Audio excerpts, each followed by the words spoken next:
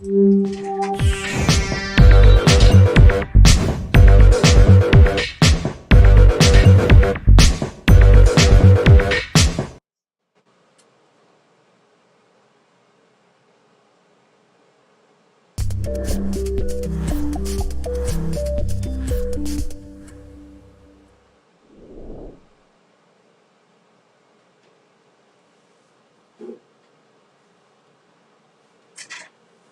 good morning, ladies and gentlemen. Glad to have you here with us this morning. Sudbury News Talk on CKLU 96.7 FM, cklu.ca. Also on the Radio Player Canada app. We've had some technical things this morning, just to say it's an understatement of what technical difficulties. It was horrendous. I had to re-sign into every account that I have. And then the audio didn't sound like it was coming through on the radio, which is very interesting. So I'm not sure that at all. That's something that I've never encountered. New thing, I guess. Yeah. So just when I thought I dealt with everything, it's not all dealt with, and it is what it is, and you deal with technical difficulties everywhere, and I'm just not going to dwell on it. And as long as we have a show today, we'll just do the best we can. And maybe for those on the radio, some of our sound effects aren't working, and that's just going to be odd sounding to you, possibly, if you're listening on the radio. So I apologize for that. I'm not sure, again, exactly what's going on, but yeah, it's not the first time. It won't be the last time. And we got to roll with the punches. Got to keep your head up, keep your stick on the ice, and just do your best no matter what. And don't let adversity affect you to the point where you can't be at the top of your game.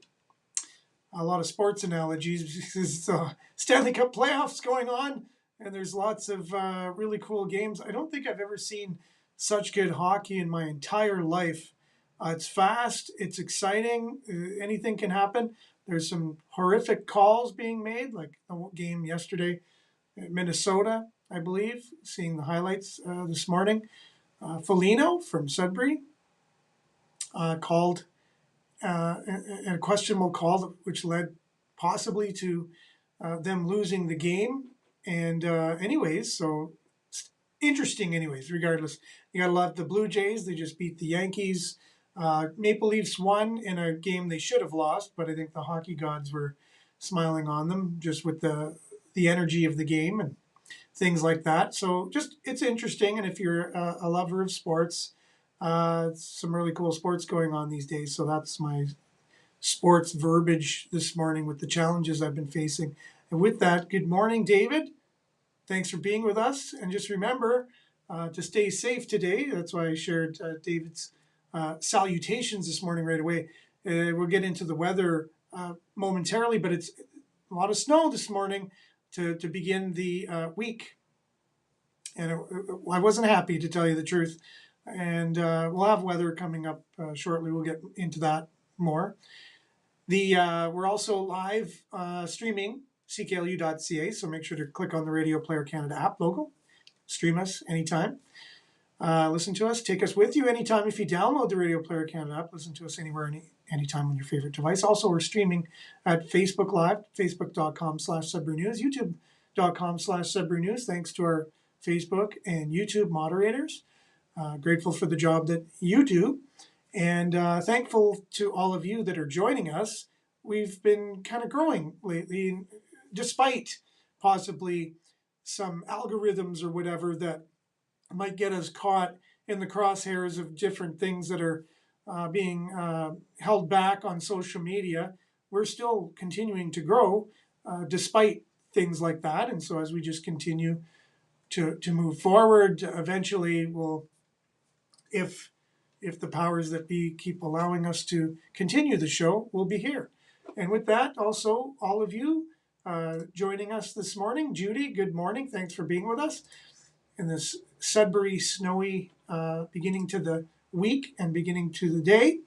Good morning, everyone. Monique, thanks for joining us. Vin, morning. Thanks for being with us today. Denise, good morning.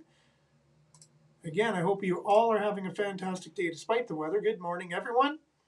I see you. Someone without a smile. Give them just. Oh, if you see someone without a smile, give them yours. Wow, very positive, Belinda. Thank you very much. And Cara B, you sound a bit echoey today. Glad you're up and running. Yeah, not sure what's happening. Just interesting stuff. I wonder if my USB is off. That could be the thing.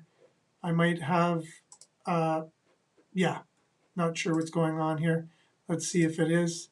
Yeah, I'm using my built-in microphone, even though I checked the microphone early to make sure it was USB. So it can't hurt to just do this and see if that somehow did something, but it doesn't look like it did. So it's using the built-in microphone, even though my headset is working with everything. So we're not going to have great sound with my voice, but you know what? I'm not sure how this is going to work. If everyone can let me know if I play a bit of a video, if you can all hear it, because if not, I might have to restart everything. Let's see here. Are you able to hear the video, even though all this is started all over again? Nope. No, you're not able to hear it, and I'm not sure what happened. We're gonna restart this show because I'm really not sure what happened, and the only way to do it is restart it.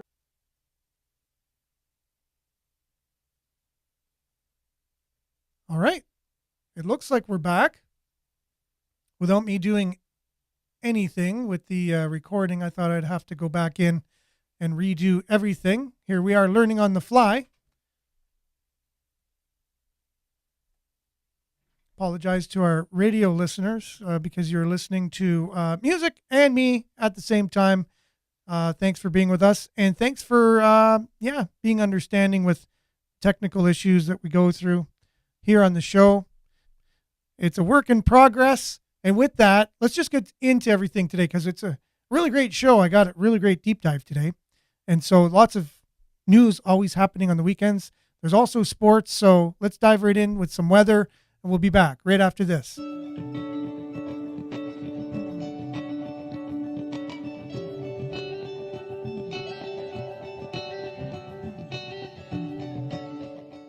Sudbury Weather brought to you by sudburyweather.ca. Go to sudburyweather.ca for all your latest Sudbury weather. Currently it's 0 degrees. It says light snow. There was pretty heavy snow at times this morning for my drive into work. A few flurries today, changing to a few rain showers near noon. Local snowfall amount 2 to 4 centimeters. High of +4, UV index 2 or low. Tonight, a few rain showers or flurries ending this evening.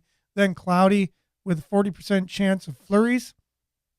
Wind up to 15 kilometers. Low of -1. Wind chill -5 overnight. Tuesday, though, cloudy. 40% chance of flurries if you were hoping for a change. Not so. Wind 15 kilometers or almost nothing. High of +4, wind chill -5 in the morning. UV index will be 3 or moderate. So there you go. 40% chance of flurries, high of 4 tomorrow. Wednesday, 40% chance of flurries, high of 6. Wednesday. This is getting tiring even to say. Thursday, 30% chance of showers or flurries, high of 9. Friday, maybe a little break in the crappy weather. Mix of sun and cloud, high of 13. Saturday, cloudy, high of 12. Sunday, 60% chance of showers, high of 11. Not so great. I guess it was a great summer for the 3 days last week. That's what it was. We had amazing weather for 3 days. And then that was it. And that's your weather brought to you by sudburyweather.ca. We'll be back with some sports and more. And thanks for being with us. And despite the glitch this morning, we'll be back with some sports right after this.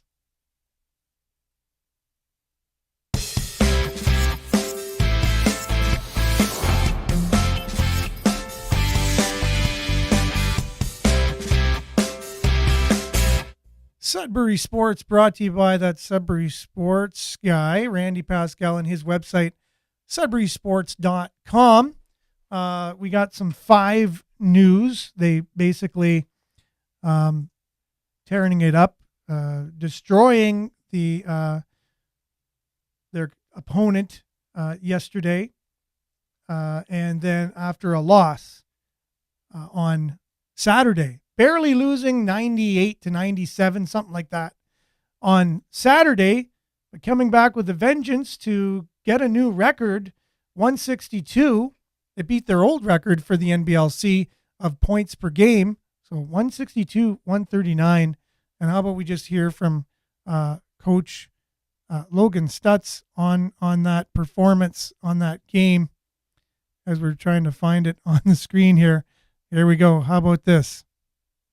Here we go. Just the motivation. The guys knew what they had to do. We just came out so flat and no energy, and today they did it on their own, and it was really all on them. So I mean, it was great to see the response from the guys.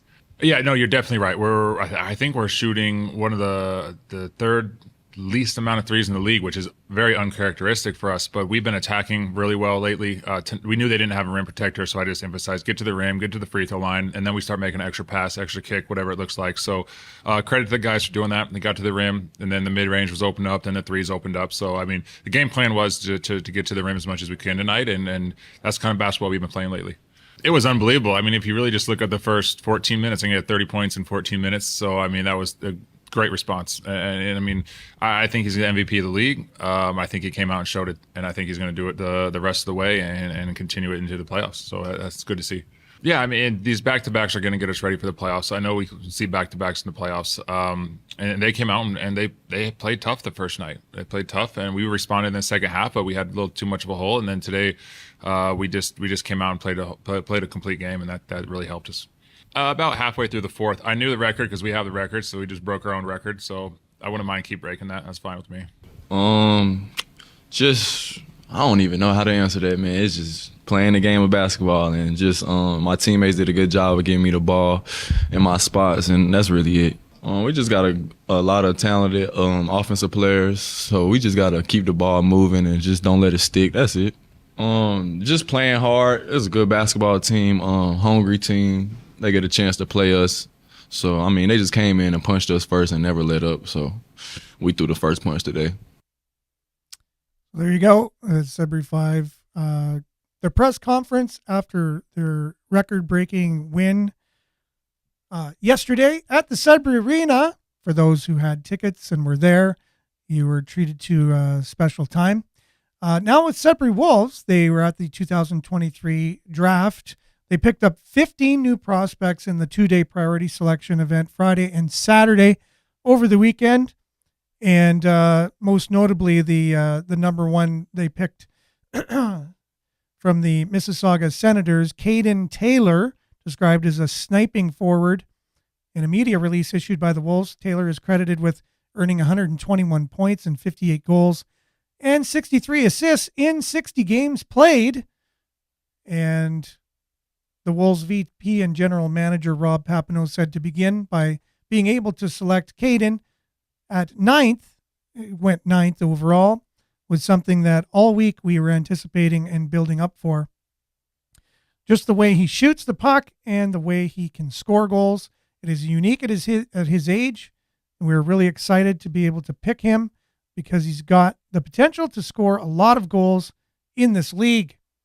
Then they got the defenseman, Nolan Jackson, 6'1", and a goalie, played from Chicago. Anyways, their last 10 picks, they added 5 forwards, 4 defensemen, a second goalie, and the late round picks were highlighted by Sudbury prospect Grant Booth, who is currently playing in Phoenix, Arizona. So Rob Papineau said, we had great conversations with everybody, had communications with every single player that we've been able to draft in the last 2 days. We're really happy with the outcome, and we value the compete level, the hockey IQ, and the speed. We're able to address a lot of those values at the draft. So stay tuned for next year to see how these draft picks will impact the Sudbury Wolves. That's your Sudbury Sports, brought to you by SudburySports.com. We'll be back with some news headlines from the weekend, all kinds of things to talk about, and then some deep dives into maybe a broader look into the world we live in and why things are possibly the way they are. We'll be back right after this.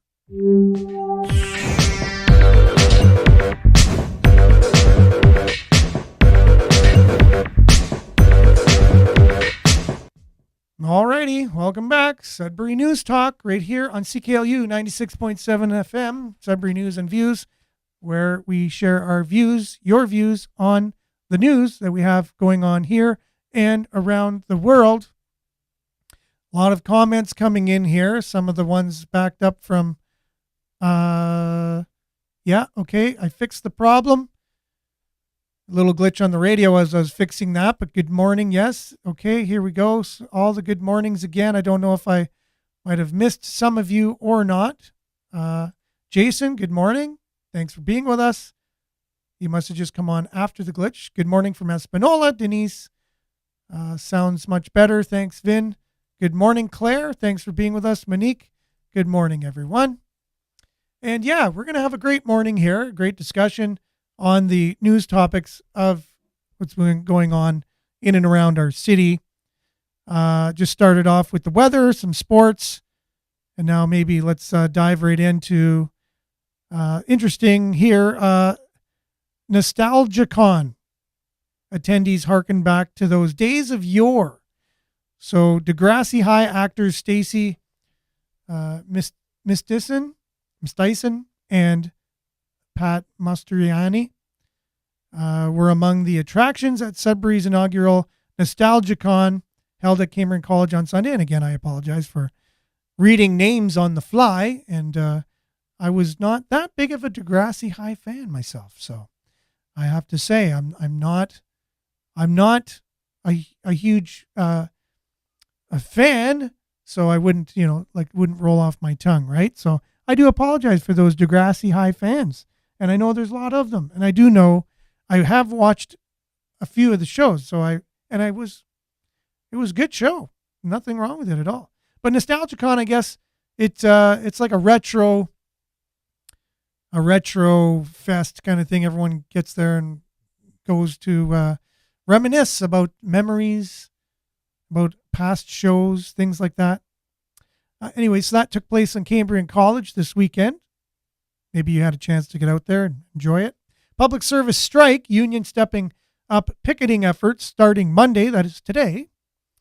We're trying to have picket lines across the country in some strategic locations. I do know through insider sources that they had to up the strike pay for strikers because to encourage people to come out and whatever. So I do know that's breaking news that I could bring to the show. Yeah, never heard of those people. Yeah, I haven't either. But Degrassi High, though, definitely would have heard of. So I don't know how this is going. It looks like people are digging in their heels, union and the government, in terms of the strike, the CRA. It doesn't look like it's going to end anytime soon, as far as I'm concerned.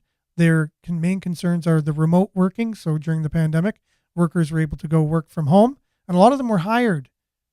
And this was not very good insight on the behalf of the government, by the way. They hired people not anticipating possibly that the pandemic would be over, I guess, and they'd hire somebody from wherever in Ontario, but meanwhile they're working out of the Sudbury office, not thinking, well, what are they going to do when restrictions lessen and people have to go back to work? So I really don't understand the foresight there.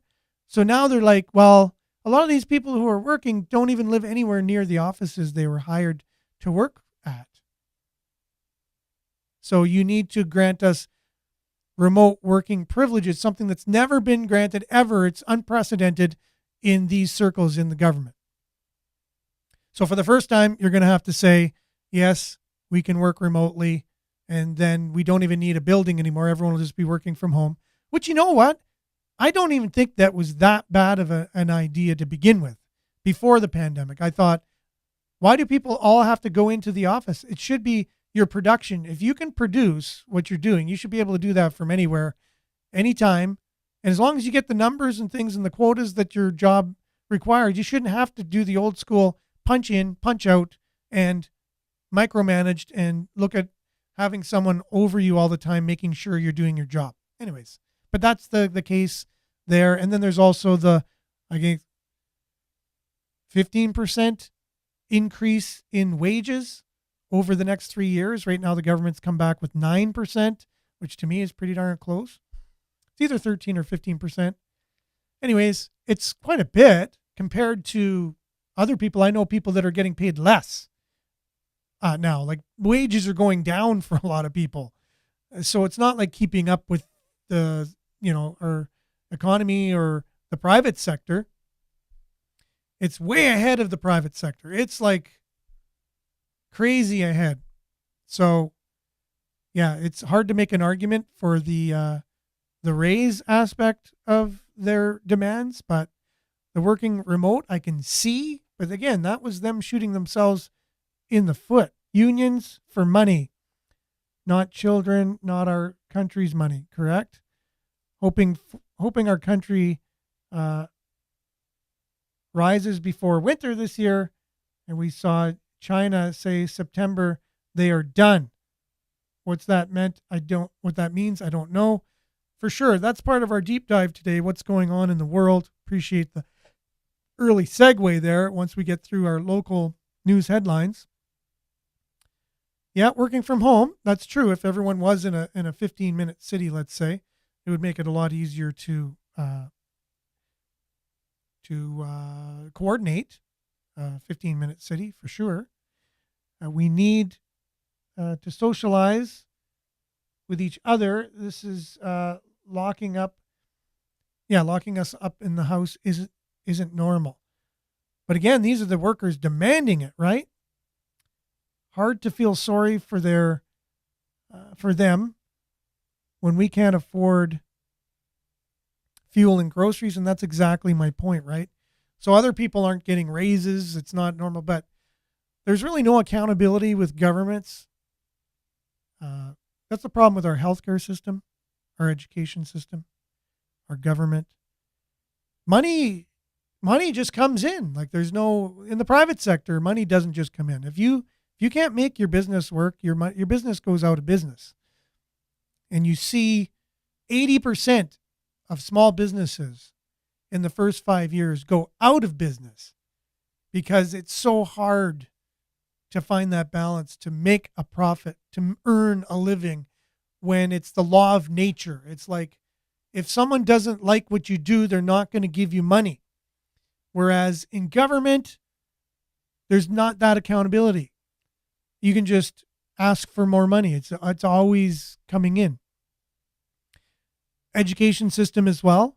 You're a teacher, you just demand more money. Where does that money come from? It comes from tax dollars. Healthcare system, you just demand more money. Where does it come from? See, at least in the States, the healthcare, it's very controversial in Canada. A lot of us want to wear our socialized medical system on our, like a badge, like it's the greatest thing that's ever existed.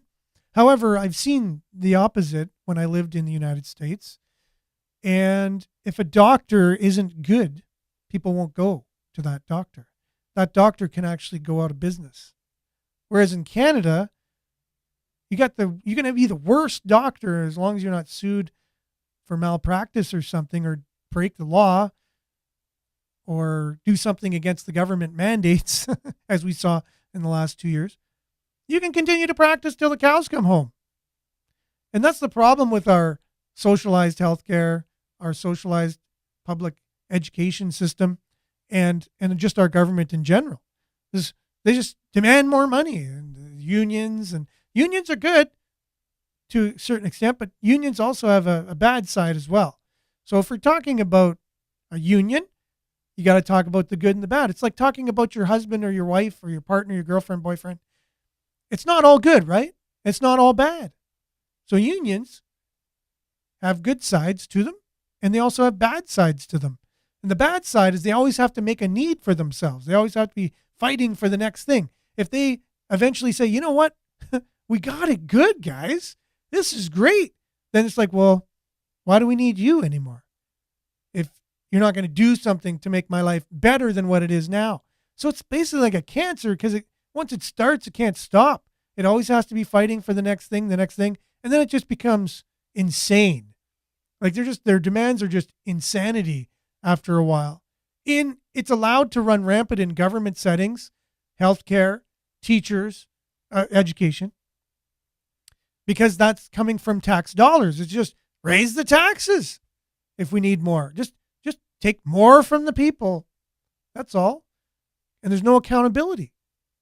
We all know what accountability is, don't we? Like, what is it? Means if you don't do a good job, you're accountable for it. And what is it? If you can't meet your budgets, you need to be accountable. And are we ever going to see the CRA go out of business? Or we can't see a government go bankrupt. We've seen cities like Detroit in the United States go bankrupt. You can. We've seen our educational institution here in Sudbury go bankrupt. Like, it can happen. It's just, that's how bad it is. If one of those institutions can go bankrupt, that is just showing the level of incompetence and unaccountability that these institutions have. All that to say, CRA are still on strike, and these are the demands of the union and the government, obviously. I just think they're going to get their demands eventually, because they got to eventually go back to work. Wade, good morning, my friend. Speaking of business and a hard worker and someone who has to do a good job and satisfy customers, Wade Hine from Pass It On Undercoating. Get your undercoating in the spring instead of waiting to the fall. That way it has some time to set in your car and stuff, and instead of just putting it on just before the winter and then all the salt comes on it right away and stuff. Right, Wade? I'm pretty sure that's the way it's done. So for more information on getting your car undercoated with a more eco-friendlier solution with undercoating, not using oil, Pass It On Undercoating. Look into it. You just got to get used to a bit of the smell at first. It smells a bit odd. But other than that, it works. Good morning, everyone. Bon matin, Diane. Thanks for being with us. Denise, exactly. A new agenda to help bring the new 15-minute cities. I listened. Did you? For sure. Belinda,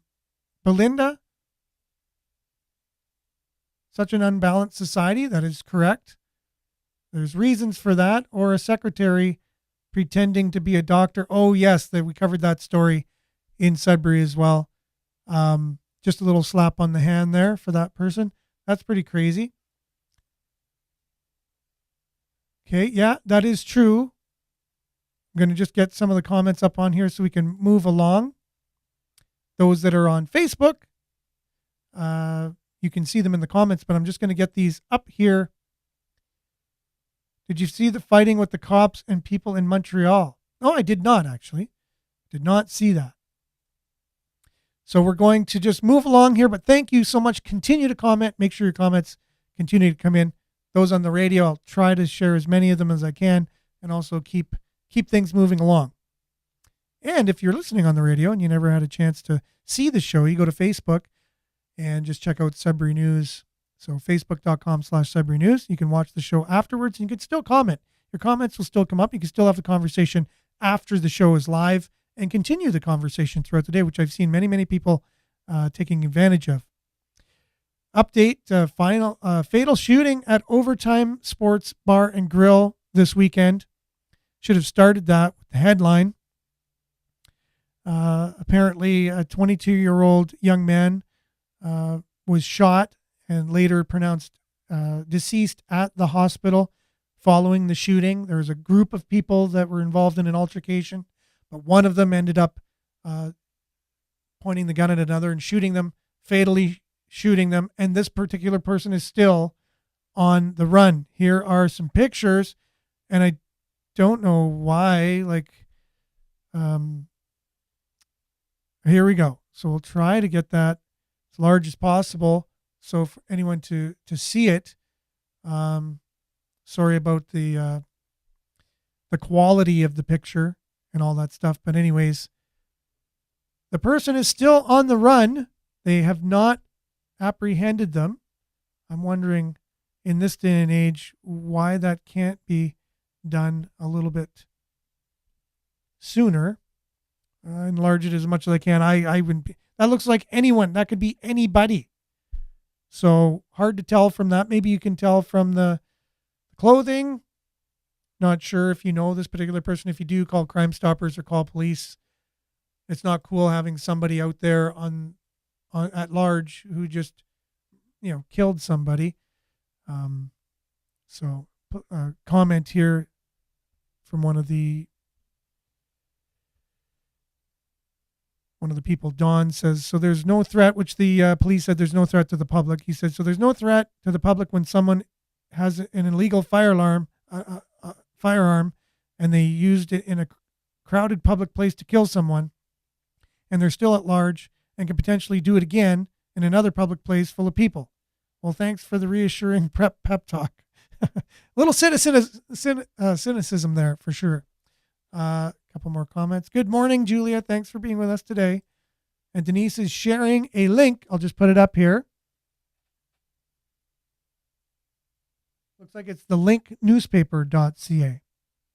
Always open to more independent media and news coverage for another viewpoint of what's going on to make sense of our world. So keep them coming. Let's see here. So headline, public service strike. Fortier insists negotiations continue despite kicking and screaming over the weekend. Yeah, so there were some rumors out there that the talks actually broke down.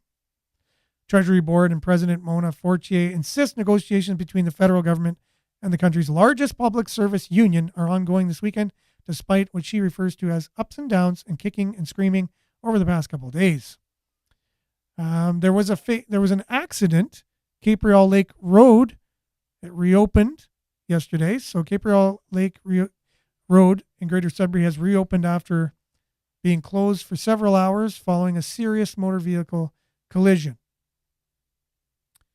And for more on that, Northern Ontario CTV News, you could just click on that. Go to facebook.com/Sudbury News. We share the Sudbury News and things that we talk about on the show. There's obviously more news than that.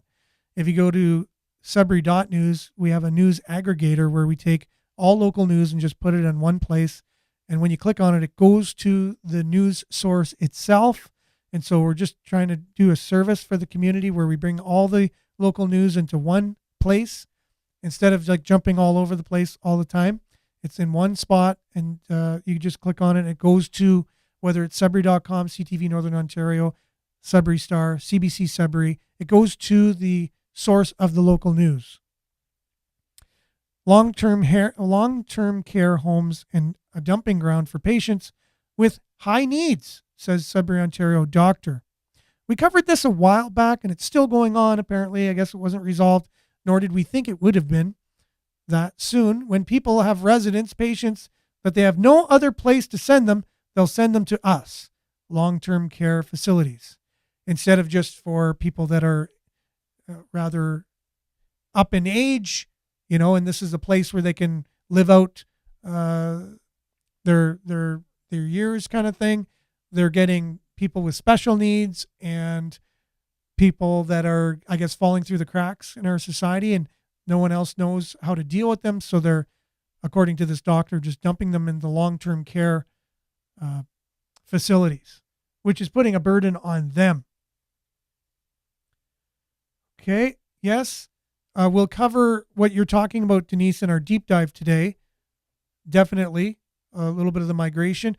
We're going to talk about how Holland is dealing with some issues just similar to Canada. And I believe Jordan Peterson is going to be interviewing someone from Holland on the link between Canada and Holland and why things are going the way they are. A little bit of a deep dive into climate change and is it what they say it is? Who knew who?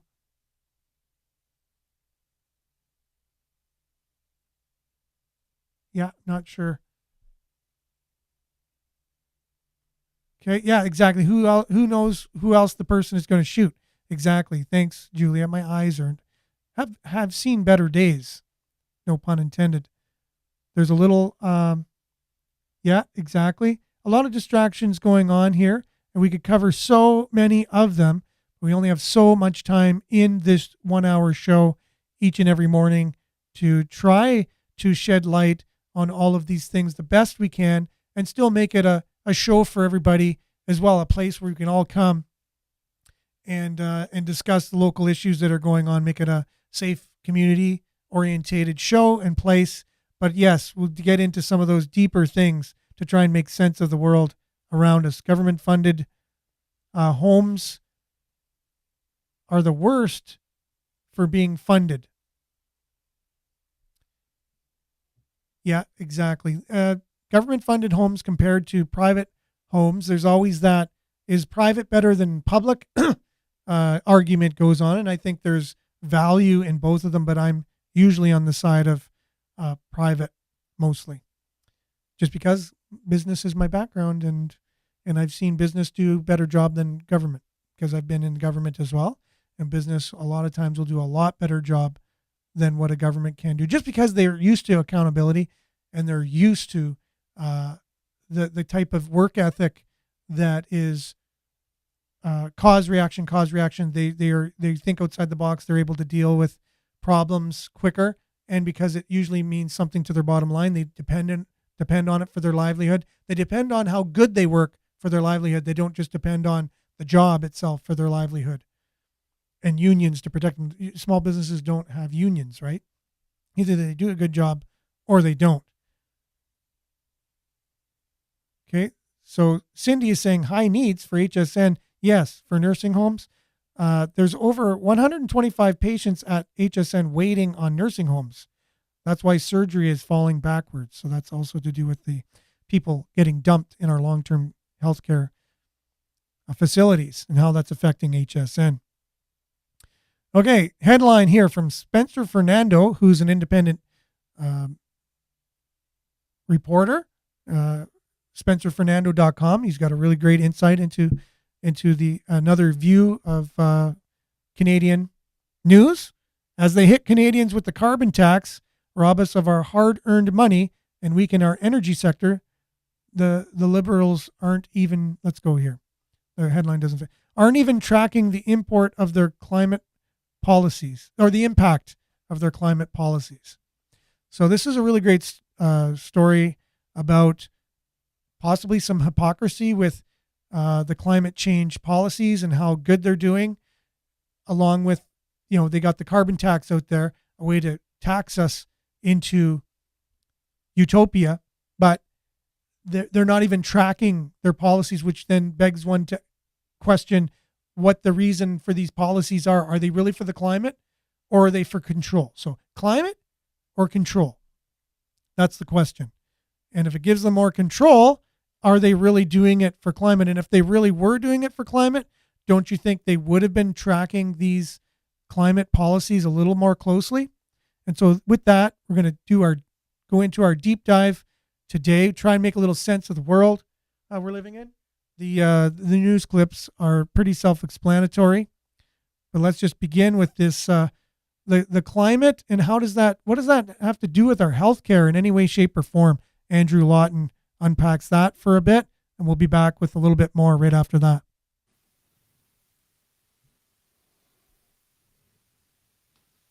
So hey everyone, welcome along to another edition of Canada's most irreverent talk show. This is the Andrew Lawton Show here on True North. It is Friday, April 21st, 2023. We are doing things a little bit earlier. We're trying to fiddle around with the Wednesday programming and the Monday programming and the Tuesday programming this week, so we figured we would also fiddle around with the Friday programming and see what works. So if you like the earlier show as you head into the weekend, let me know in the comment section, and if you don't, also let me know in the comment section. But typically people do not like to hold back on their negative comments, so it's good to overwhelm them with a bit of positive.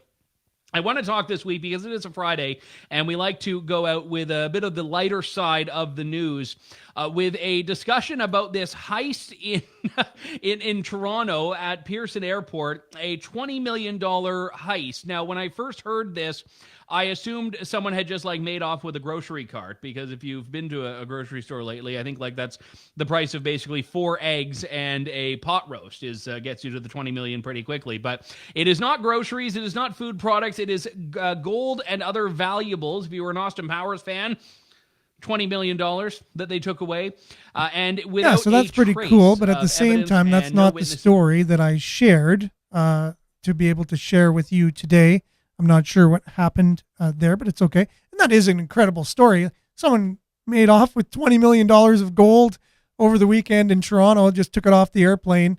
And hey, kudos to you if you're able to do that. They don't know if it was an inside job or not. That's one of the things. But that was supposed to be Andrew Lawton interviewing somebody who is an expert on climate, and how Theresa Tam just announced that climate change and colonialism is part of our health crisis, and it's introducing climate change and the whole patriarchal society and colonialism and all that, and that demonizing of that, and that's to do with why we're so unhealthy somehow, and they're just putting it all together. So here you have Jordan Peterson talking about this kind of movement, this climate movement, and could it be more for control rather than for actual saving the climate, and some insight into that. Here's Jordan Peterson.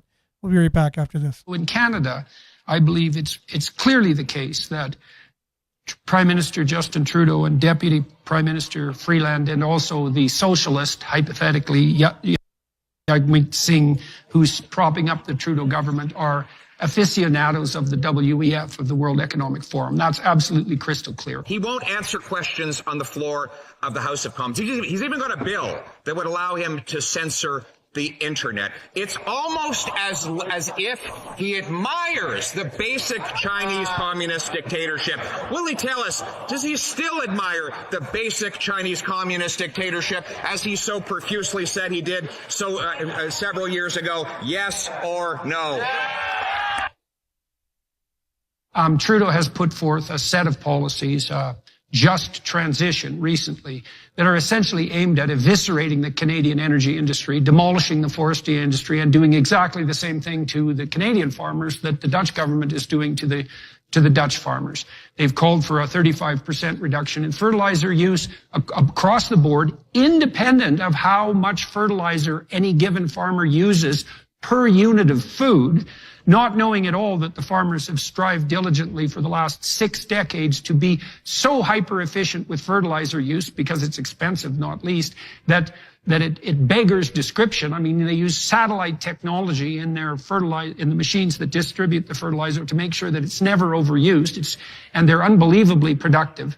But all of that's going by the wayside. And it is definitely because, as far as I can tell, because Trudeau and Freeland and Singh are trying to please their globalist masters, and they don't give a damn about Canada as a nation, because, as our own Prime Minister has said, the whole idea of the nation state is archaic and anachronistic and also dangerous.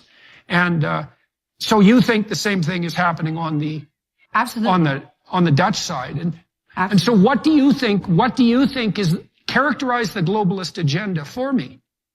Well, let's first say that Trudeau and Mark Rutte, our prime minister, are, I would say, almost basically the same person in terms of their political agenda, their political ideas. So Canada and the Netherlands are both pilot countries for the WEF.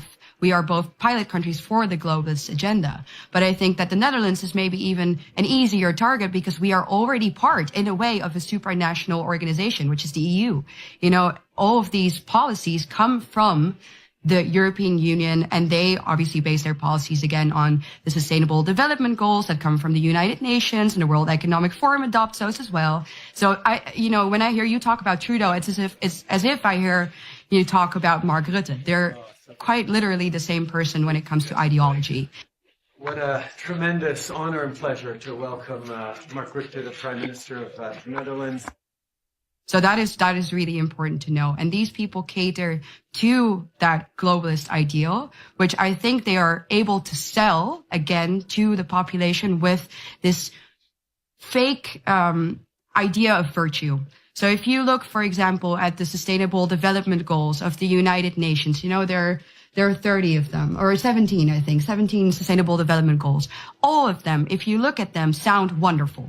You would think, oh, this is perfect. Of course, I don't want anybody to be hungry. Of course, we want to abolish poverty worldwide. But the answer is always a crackdown on actually your freedom. Can you tell Jordan about how the Dutch government does not even want you to use the word Holland anymore? Absolutely. Yeah. No, I mean, our prime minister will not stop, I think, until we don't have a border anymore. I mean, technically, our border doesn't mean anything already with all the mass migration that we have coming in, which Michael did make a fair point about. For example, last year, we broke a migration record again. 400,000 people came into our tiny little piece of land that is already so incredibly densely populated.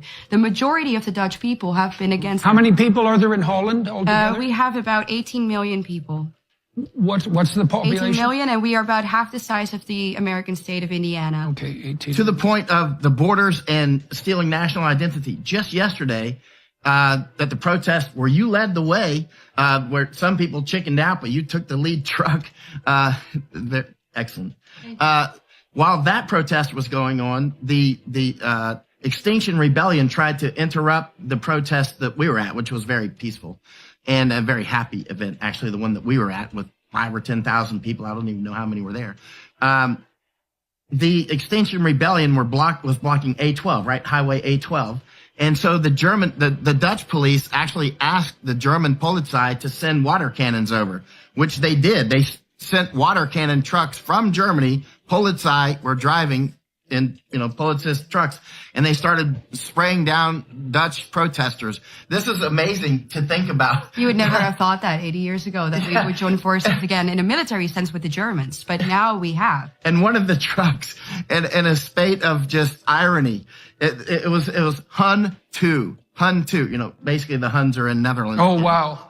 You can't even make up this stuff. I think I sent it to you, Jordan. So they took the side of Extinction Rebellion, essentially, which is as radical an environmental No. They were spraying Extinction. They were spraying Extinction Rebellion. But the funny thing is that the German police were in Netherlands using their water cannon yesterday.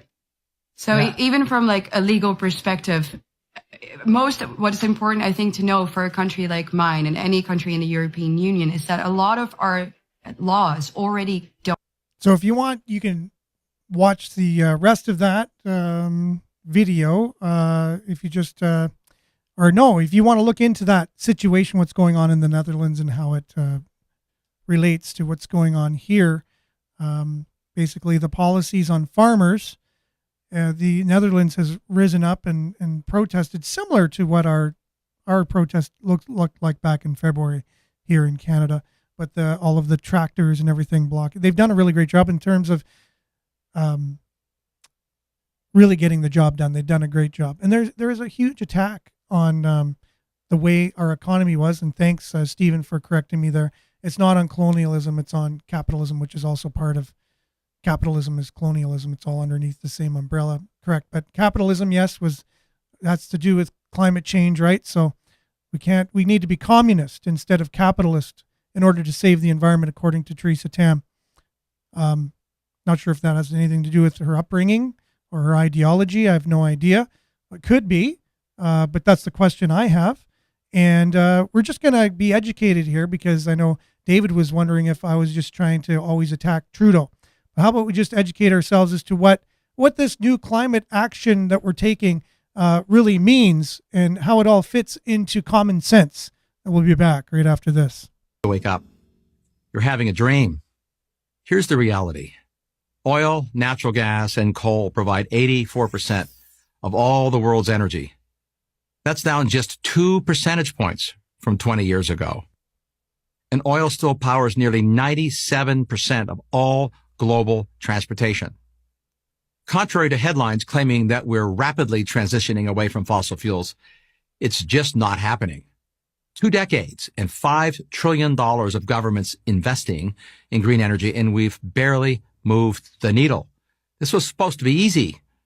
Why is it so hard? In a word, rocks. To get the same amount of energy from solar and wind that we now get from fossil fuels, we're going to have to massively increase mining by more than 1,000%. This isn't speculation. This is physics. Copper, iron ore, silicon, nickel, chromium, zinc, cobalt, lithium, graphite, and rare earth metals like neodymium. We need them all. And then those metals and materials have to be turned into motors, turbine blades, solar panels, batteries, and hundreds of other industrial components. That also takes lots of energy, which requires even more mining. As a World Bank study put it, these green technologies are in fact significantly more material intensive than our current energy mix. That may be the understatement of the century. Raw materials account for 50 to 70% of the costs to manufacture both solar panels and batteries. Until now, it hasn't really mattered that much because wind and solar still account for only a few percentage points of the global energy supply. They're an applause line for environmentalists, not a major energy player, and it's unlikely they will be in the foreseeable future. But for the sake of argument, let's say we sharply ramp up mining. Where would these new mines be located? Well, for one, China. That country is today the single largest source of most of our critical energy materials. The United States is not only a minor player, but is dependent on imports for 100% of 17 critical minerals. Do we want to give China more political and economic leverage? Europe has made itself dependent on Russia for 40% of its natural gas. How well has that worked out? Ironically, we have all the minerals we need right here in North America. But good luck trying to get them out of the ground. Proposals to build mines in the United States and increasingly almost everywhere else meet fierce opposition, if not outright bans. To give just one example, in 2022, the Biden administration canceled the proposed copper and nickel mine in northern Minnesota. This was after years of delays navigating a maze of environmental regulations. And yes, the same environmentalists and green-leaning politicians who tout all the benefits of electric cars are the same people who make mining the materials essential to build those cars, like copper and nickel, all but impossible. Try to square that circle. So far, we've only talked about today's energy needs. What about tomorrow's? Future energy demand will be far greater than today's. That's been true for the entire history of civilization.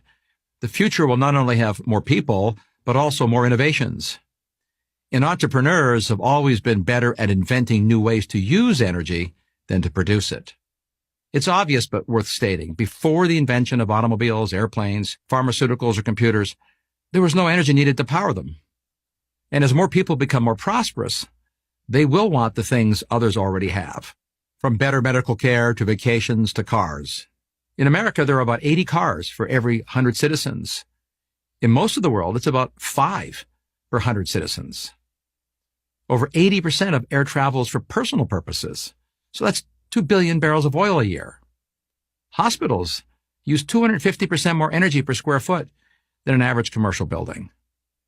And the global information infrastructure, the cloud, already uses twice as much electricity as the entire country of Japan, the world's third largest economy.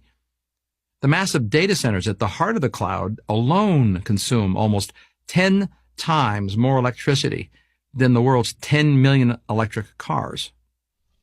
E-commerce has taken off and is propelling record growth in warehouses, increasingly filled with energy-hungry robots.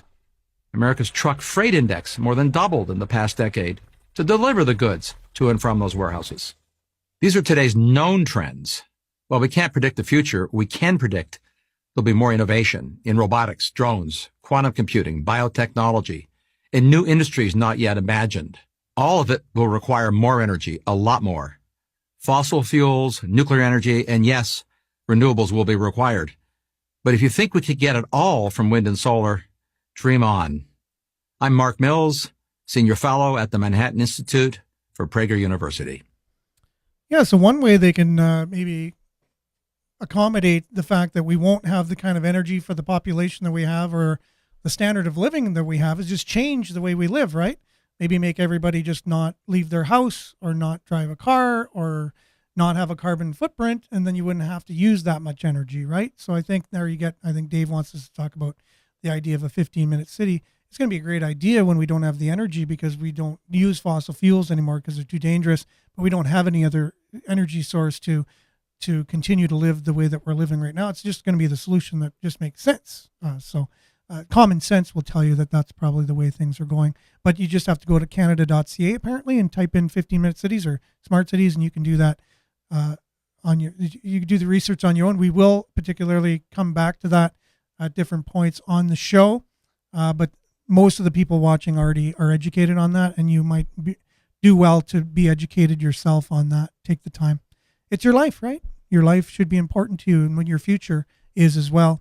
And we are all Canadians. We all want to be as unified as possible. There is an attack on our country. We are at war with ideology and the dismantling of our society from inside, from people that are coming from outside that are working together to dismantle it. And I'll continue to prove that point over and over on this show. But thanks for listening and watching. We really appreciate the time that you've taken today to watch and to listen. And with all of that, thank you very much, even for commenting. Sorry I wasn't able to get all your comments today.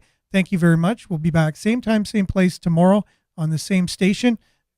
Stay tuned now for Earshot Daily on CKLU. Have a great Monday, everyone. Ciao.